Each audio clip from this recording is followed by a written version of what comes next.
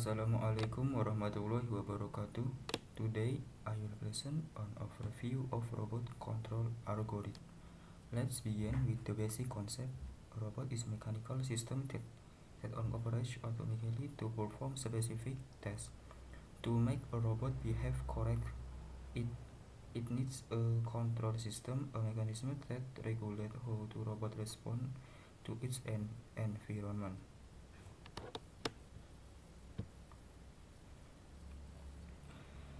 A control system typically consists of three main components: sensor, controllers, and actuators.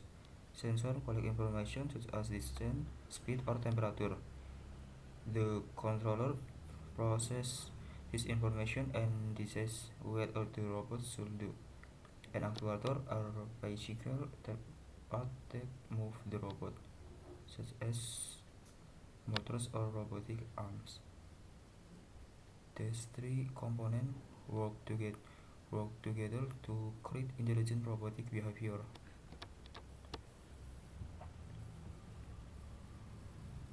In general, robot control system can be divided into types: open loop and closed loop control. In an open loop system, the robot does not use feedback. It simply performs the command without checking whether its action is correct. For example, a basic toy robot that moves in a straight line without any sensor. In contrast, a uses feedback from sensor when the robot makes an error. For example, drifting away from a line. The sensor detects it and the controller adjusts robot movement. A line following robot is a very common example. This approach is more accurate because the robot continuously adapts to real-world conditions. A PID control is one of the most widely used algorithms in robotics. Although the name sounds technical, the idea is actually simple. The proportional component react to the current error. If the robot is far from its target, it responds more strongly. The integral component corrects small errors that accumulate over time, making the movement more stable. The derivative component predicts the change of error and helps prevent overshooting and oscillation. By combining the two parts, PID can manage the robot speed, position, and direction smoothly and precisely.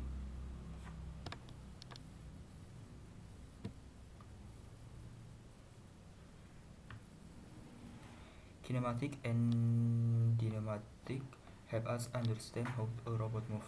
Kinematic focus on the relation between wheel speeds and the robot motion. For example, if two wheels move at different kinematic help us determine where the robot will go and how fast. This is important for path planning and motion control. Dynamic, on other hand, deals with forces, mass, and acceleration. It's aware question like how much torque a motor needs or how the robot behaves when carrying a load. Dynamic is especially important for robotic arm and high precision movement. In short, kinematic explain how the robot move, while dynamic explain what force make the robot move.